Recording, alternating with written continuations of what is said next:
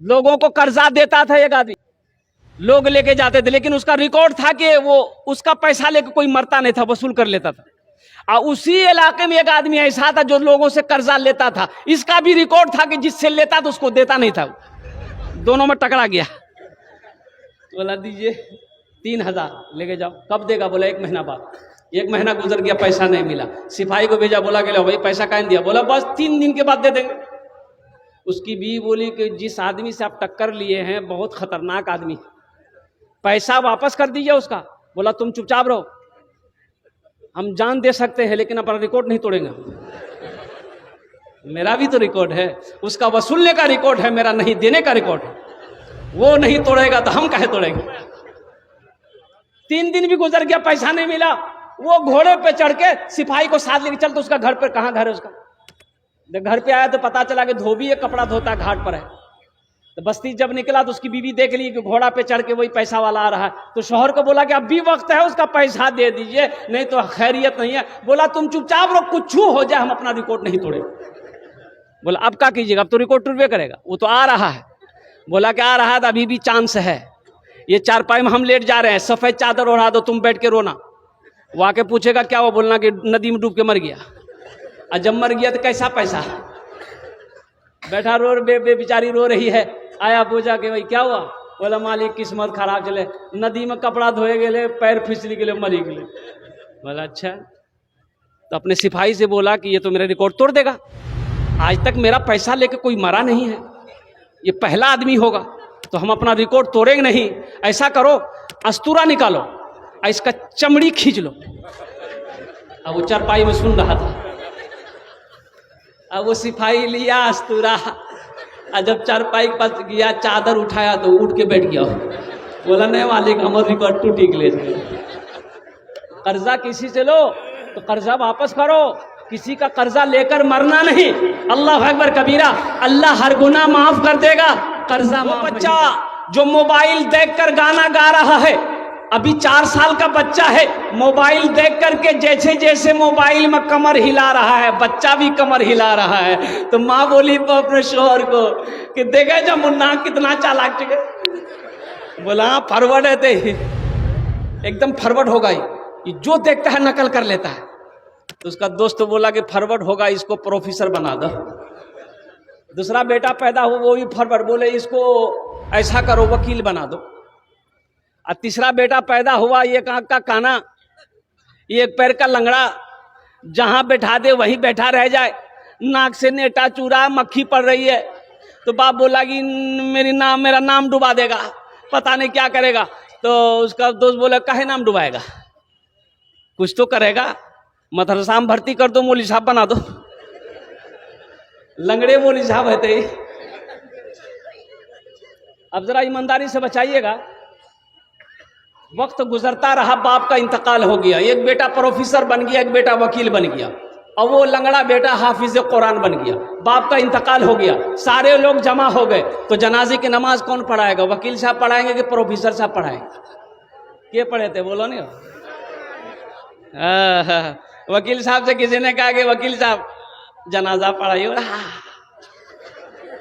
No no no no, काहे no? 5,000 रुपया 10,000 रुपया महीना देकर बाप इंग्लिश मीडियम स्कूल में पढ़ाया है, अब बाप मरा है, जनाजा नहीं पढ़ाएगा?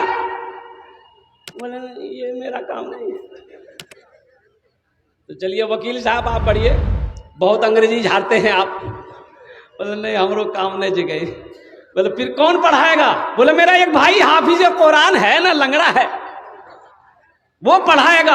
हजारों के मजमे को चीरता हुआ वही नाकारा बेटा, वही बेकार बेटा जिसको बेकार समझा गया था, मदरसे में डाल दिया गया था, वही बच्चा हजारों के मजमे को चीरता हुआ आगे बढ़ता है, बाप के जनाजे की नमाज पढ़ाता है। अब बताओ बेटा कौन काम आया?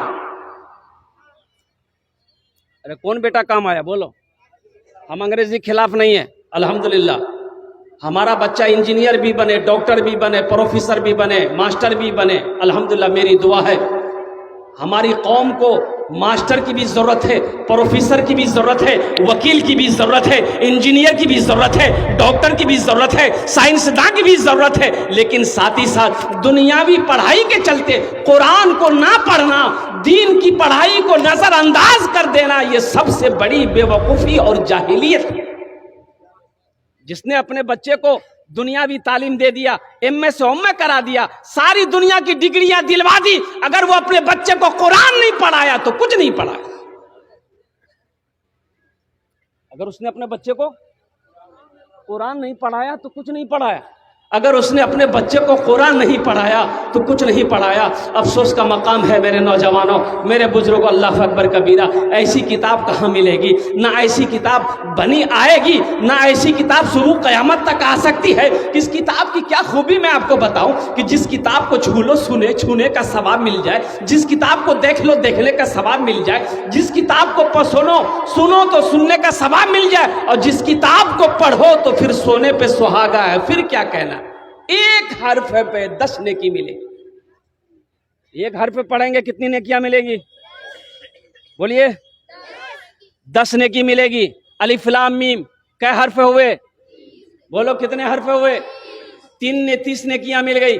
अलिफ लाम मीम 30 नेकियां मिल गई। और कुर्बान जाओ, खाने काबा को देखना सवाब है, माँ बाप के चेहरे को देखना सवाब है, आलिमों के चेहरे को देखना सवाब है, उसी तरीके से अल्लाह के कुरान को देखना भी सवाब है। सुभान अल्लाह बोले तो माशाअल्लाह।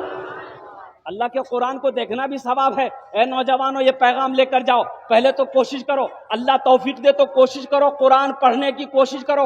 उम्र की कोई कैद नहीं है। वो सहाबाए कराम, वो असहाबे सुफ़ा का चबूतरा, इमामुल अंबिया पढ़ाने वाले और पढ़ने वाले हजरत अबू बकर सिद्दीक थे, हजरत उमर फारूक थे, हजरत उस्मान गनी थे, हजरत अली थे, हजरत तलहा थे, हजरत जुबैर थे, हजरत साद थे। हा पढ़ाने वाले इमामुल अंबिया थे और जिनकी उम्र की कोई कैद नहीं है। पढ़ने वाले सहाबाए कराम थे जिनकी उम्र की कोई कैद नहीं थी। पढ़ा रहे हैं अल्लाह के नबी और सहाबाए कराम पढ़ रहे हैं। तो इसलिए कुरान पढ़ने की कोई उम्र नहीं है। ऐसा नहीं कि अब 60 साल की उम्र हो गई अब हम कुरान नहीं पढ़ पाएंगे। काहे नहीं पढ़ पाएंगे? इंशाअल्लाह आपकी लगन अगर अच्छी है, मेहनत अगर आप करेंगे, शौक अगर आपके दिल में है, मोहब्बत, कुरान की मोहब्बत अगर आपके दिलों के अंदर में है, तो इंशाअल्लाह आप मदरसा फैजुल उलूम में, शमसुल उलूम में, ज्यादा नहीं हम कहते हैं 3 से 6 महीना मेहनत कीजिए। आप 10 मिनट रोजाना निकालिए, सिर्फ 10 मिनट निकालिए। कारी साहब को, मुफ्ती साहब को, इमाम साहब को बोलिए, हजरत बस 10 मिनट हमको रोजाना दे दीजिए आप। इंशाअल्लाह 3 से 6 महीने ले लगेंगे। ये कुरान का मोजज़ा है। कुरान कहता है तुम हमसे मोहब्बत करो, अगर हम तुम्हारे सीने पे ना उतर जाए तो फिर मुझे क्या करें। मैंने 75 साल के 2 बूढ़ों को कुरान पढ़ाया, अल्हम्दुलिल्लाह। सुभान अल्लाह बोले तो माशाअल्लाह। 75 साल की उम्र हो गई, हाथ सही से काम नहीं करता था। ऐसी उम्र में अल्हम्दुलिल्लाह 6 महीने लगे, अल्लाह ने कुरान पढ़ना सिखा दिया।